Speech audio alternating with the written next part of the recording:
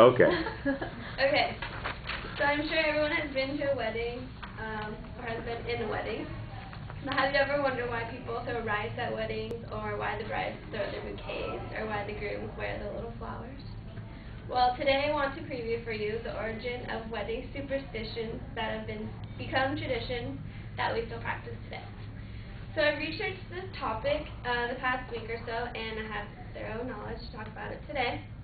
I think the topic can relate to everyone. Again, we've all been there and experienced it. Today I will preview the origin of why there are bridesmaids and vestments, why there's rice sewing, why the brides wear white dresses, and why the groom carries the bride through the door, and why people sometimes tie the shoes to the back of the car when they drive away. And there are many more wedding traditions, but these are just some of the common ones. So the first tradition that I'm going to talk about is the origin of bridesmaids and the best man.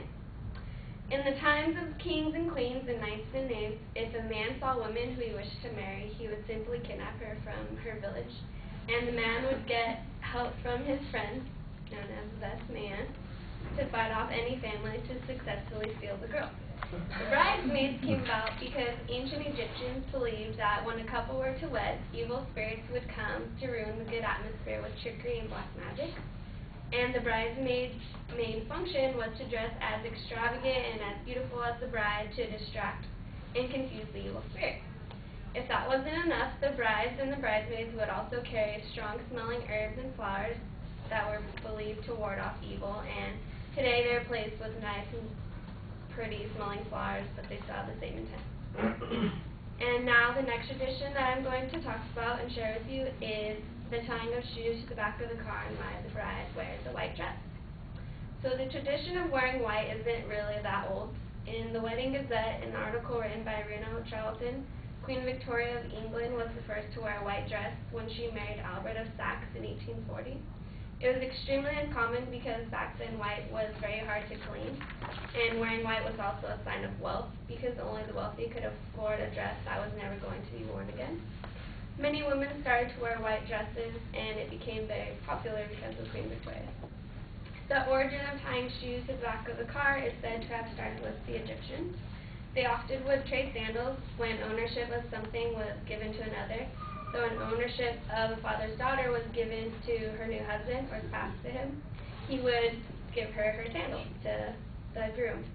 And later when cars were invented, they tied them to the back of the car. But before marriage can be complete, the newlyweds are showered with rice, and the groom must pick up his beautiful bride and carry her through the door. The superstition of throwing rice at the bride and groom was begun by pagans because rice was thought to shower the bride with fertility and enabling her to bear children easier. The tradition of the groom carrying his bride into the house began in the time of the Romans. It was considered bad luck for the bride to trip or stumble over and across the doorway of her new home and into her life. And if it did happen, the marriage would be doomed to failure. So today I have given all of you a preview of wedding superstitions that have become traditions today and where they originated from. So the next time you guys go to a wedding and you see a good-looking guy or girl you want to talk to but don't know how to break the ice, just go up and start telling them all about the interesting superstitions and traditions that you guys have just learned today, and then your conversation begins.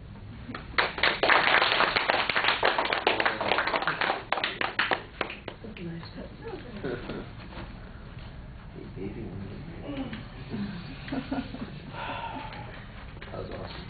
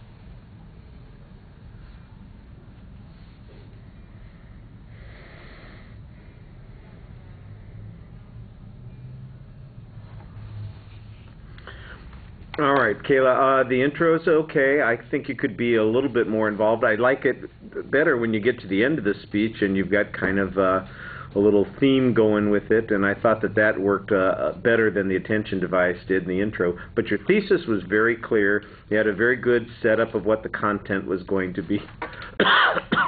As you're going through the structure, I do think that your transitions tend to be a little bit abrupt. You know, you finish with one thing, next, it's almost like that, and so I think you have to be a little bit more graceful moving from one idea to another. Work on the transition language a bit. I think part of the problem is you are very script dependent, and as a consequence, you're not focusing on the delivery things. You did a good job putting together the content of the speech, getting it organized.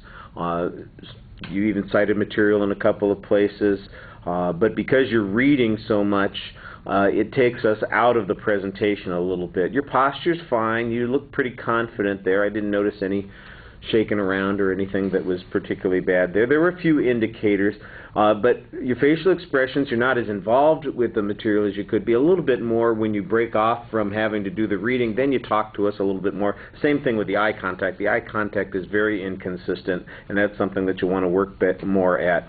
Your voice, in several places, when it comes across like you are uncertain about where you're going or you are just done with the subject, your voice kind of trails off at the end of sentences. You know, that's how we know that you're done.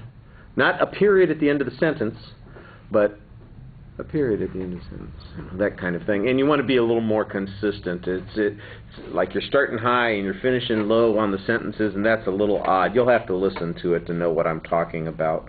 The anxiety issues, the audience contact is the main issue. It's a 4-minute speech, so I think you could have put a few more things in there. I like the stuff that you had there, but I think you could. This is almost an opportunity to do a speech to entertain that goes along with the persuasive. Think about the last time you were a bridesmaid or went to a wedding, and what kinds of things did happen with the best man, or what silly things did the kids do, tie into the shoes to the car, or any of those kinds of things. And so it's less, here's what I read in Wikipedia, and more about, here's how I've taken what I know about the subject and applied it to experiences that people relate to, and make it a little bit more your own rather than just I'm presenting, data. And I think that would make it a little bit more personable, and then you'd probably be doing those other things more as well. All right, thank you.